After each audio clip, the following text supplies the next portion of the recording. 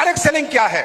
Direct selling means product को direct cell करना, लोगों को घर घर जाकर लोगों को समझाना और प्रोडक्ट बेचना और बेचकर लोगों को भी फायदा पहुंचाना और खुद भी पैसे कमाना, इसको बोलते हैं डायरेक्ट सेलिंग। दोस्तों, आपको लगता होगा ये अभी कंपनी आई है, जैसे आप पहली बार आए हो, नहीं, 1890 से पूरी दुनिया में डायरेक्ट सेलिंग चलती है, पूरी दुनिया में। ध्यान से समझना मेरी बात, और अगर मैं गलत हूं तो 100% करेक्ट करना कि सर आपने कोई भी झूठ बोला था। 1890 से पूरी दुनिया में डायरेक्ट सेलिंग चलती है, और इसके चलने के पीछे कारण क्या था? एक ही कारण था कि जब डायरेक्ट सेलिंग नहीं थी तो कोई व्यक्ति अगर क्वालिटी प्रोडक्ट बनाता था, research base, science base, clinical test base, तो वो बेच नहीं पाता था। आपने सुना होगा दुनिया में बनाने वाले बहुत हैं लेकिन बेचने वाले बहुत कम है। सुनी होगी कहानी आपने, लोग बताते होंगे। तो 1890 में किसी ने सोचा कि यार अगर हमें लोगों तो क्वालिटी प्रोडक्ट पहुंचाने हैं, अच्छे प्रोडक्ट पहुंचाने हैं, तो कैसे पहुंचाएं? तो उन्होंने पहले कोशिश करी कि दुकानदारों के माध्यम से पहुंचाएं, परचून के दुकानदार, मेडिकल स्टोर के माध्यम से पहुंचाएं। लेकिन परचून के दुकानदार, मेडिकल स्टोर और दुकानदारों ने उनके प्रोडक्ट को रखने से मना कर दिया। क्यों? जब क्वालिटी प्रोडक्ट डला होगा, प्योर देसी घी डला होगा, तो प्रोडक्ट थोड़ा महंगा होगा, है ना? बाजार के कंपैरिजन उसमें कुछ खासूसियत है तो उसके प्राइस में थोड़ा सा वेरिएशन होगा ही होगा। मेरे भाई, आप आज मेरी बात मत मानो, पूरी दुनिया की रिसर्च करो। आज लुई विटोन एक कंपनी है जो पर्स बनाती है, बेल्ट बनाती है, उसको अपना क्वालिटी प्रोडक्ट बेचने के लिए अपने खुद के शोरूम खोलने पड़े, दूसरा कोई उसका नहीं बेचता, क्योंकि उसकी एक बेल्ट ही 50,000 रुपए में आती है, 1 लाख रुपए में आती है। अब आप ये बताओ, जो आपका बिहार में दुकानदार ये खोले बैठे दुकान, क्या 1 लाख रुपए की बेल्ट बेचेंगे? आप बताओ, क्या बेचेंगे? नहीं बेचेंगे ना। तो या तो उसको अपना शोरूम खोलना पड़ेगा या उसको डायरेक्ट सेलिंग में प्रोडक्ट देना पड़ेगा, कोई रास्ता नहीं है। आज आप देखते हो रोलेक्स घड़ी है, 15 लाख, 20 लाख, 25 लाख, 30 लाख, 40 लाख, 50 लाख, 1 करोड़ की आती है। लेकिन आपको एक बात और बताता हूं, जो वो रोलेक्स घड़ी 1 करोड़ की आती है, अगर आप खरीद लेते हो और 10 साल बाद बेचते हो उस घड़ी को, तो वो 1.5 करोड़ की बिकती है। क्वालिटी प्रोडक्ट है। लेकिन क्या एक आम दुकानदार रोलेक्स घड़ी रख लेगा बेचने के लिए? वो क्या कहेगा? अरे भैया, दुनिया 2-2 हजार में बेच रही है, मैं तेरी 2 लाख में कैसे बेचूं? दुनिया के प्रोडक्ट 400-400 में बिक रहे हैं, तू कहता है 800 में बेच, मैं नहीं बेचूंगा। हम कहते हैं मार्जिन ले ले, बोला नहीं चाहिए। हम कहते हैं प्रोडक्ट क्वालिटी है, बोला नहीं चाहिए। हम कहते हैं हमारा डेंटोडोक बेच ले, हमारा डेंटोडोक बेच ले, कहता है भाई साहब आपके जैसे पेस्ट तो 40 रुपए में, 50 रुपए में बिक रहे हैं और उसमें 15 रुपए मुझे मिल रहे हैं, तो मैं तो आपका डेंटोडोक नहीं बेचूंगा। तो ये परेशानी, ये तकलीफ, ये एक प्रॉब्लम थी। और दुनिया में अपॉर्चुनिटी का मतलब क्या है? प्रॉब्लम का सॉल्यूशन ही अपॉर्चुनिटी है। समाज में हो रही कोई तकलीफ का निवारण अगर कोई व्यक्ति करता है तो वो एक अपॉर्चुनिटी है। तो ये एक तकलीफ थी कि अच्छे प्रोडक्ट बनाने हैं तो या तो खुद का शोरूम खोलो, नहीं तो बिकेगा नहीं। तब 1890 में किसी ने सोचा कि हम एक ऐसी इंडस्ट्री को जन्म देते हैं, एक ऐसे तरीके को जन्म देते हैं कि लोग लोगों के घर घर जाएंगे, लोगों को प्रोडक्ट समझाएंगे, महंगा क्यों है ये भी बताएंगे, इसमें क्या डला है ये भी बताएंगे, इसके पीछे की साइंस क्या है बताएंगे, रिसर्च क्या है बताएंगे, स्टडी क्या है बताएंगे, और लोगों को बेच के आएंगे और खुद भी पैसे कमाएंगे और सामने वालों को भी पैसे कमाने का मौका दे के आएंगे।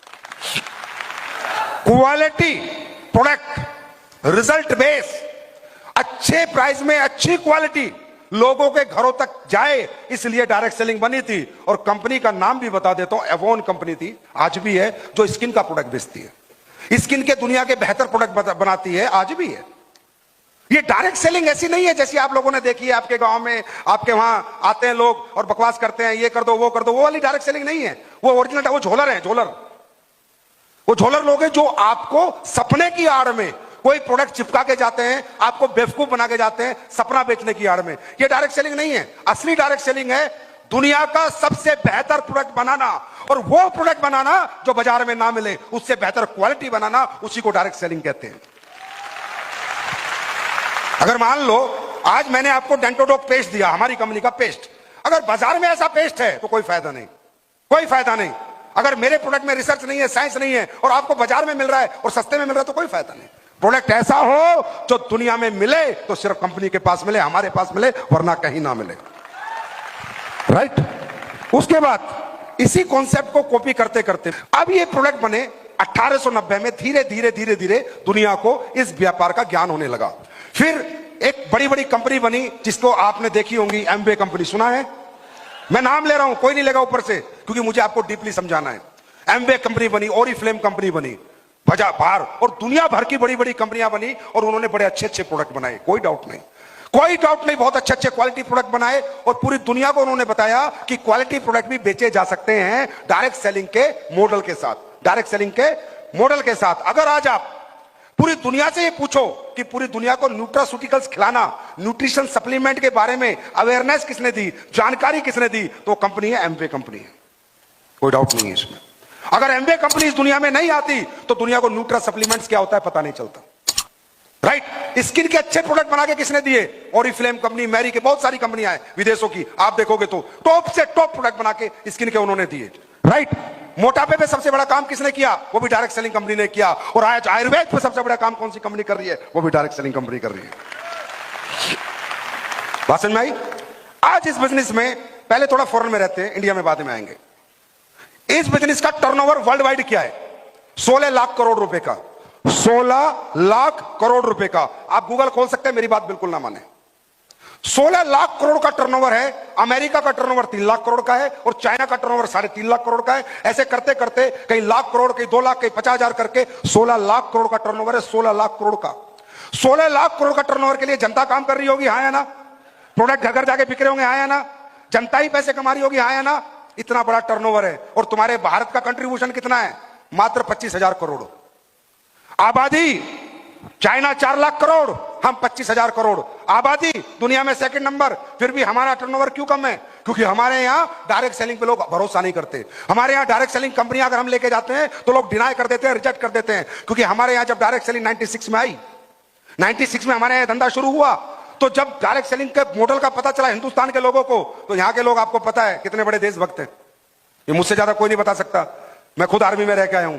यहां के लोग 90% सेल्फिश लोग हैं, यहां पर सेल्फिश, सेल्फलेस लोग नहीं है, अपना क्या फायदा है। तो जब ये इंडस्ट्री इंडिया में आई तो लोगों को पता चला, यार ये तो बड़ा बढ़िया काम है, गाड़ी दिखाओ, बंगले दिखाओ और लोगों को बेवकूफ बनाओ प्रोडक्ट की आड़ में। तो लोगों ने क्या किया, ये मॉडल बेचा, सपने बेचे, प्रोडक्ट के नाम पर कचरा बेचा। जो प्रोडक्ट लोगों के यूज का नहीं है, काम का नहीं है, जरूरत का नहीं है, वो बेचा। क्या क्या बेचा, टीवी बेचे, एलईडी बेचे, सोलर सिस्टम बेचे, सूट लेंस, मतलब वो चीजें बेची, और बेची भी 1000 गुना में। 100 रुपए का कपड़ा 8,000 रुपए में, बात समझ में आ रही है, 10,000 रुपए में। तो क्या हुआ, हमारे देश की जनता के अंदर एक परसेप्शन आ गया, यार ये बकवास काम है, ये कंपनियों के काम है, ये फालतू के काम है, इनमें लोग आते हैं, ये टाई कोट पैंट वाले आते हैं, बेवकूफ बना के चले जाते हैं, कोई प्रोडक्ट नहीं होता, कोई कुछ नहीं होता, 2 जोड़ो, 4 जोड़ो, 8 जोड़ो, 16 जोड़ो, इतने पैसे आएंगे, ये आएगा, वो आएगा। और देश की जनता ने इस बिजनेस मॉडल को रिजेक्ट कर दिया। बिल्कुल सही बात है, क्योंकि देश की जनता के साथ धोखा हुआ था, इसलिए रिजेक्ट करना बनता था। 2014 में एसलीपीएस ने जन्म लिया और एक इथिकल डायरेक्ट सेलिंग को जन्म दिया। और भी बहुत अच्छी अच्छी कंपनियां हैं जिन्होंने हमारे साथ आज इथिकल डायरेक्ट सेलिंग को जन्म दिया।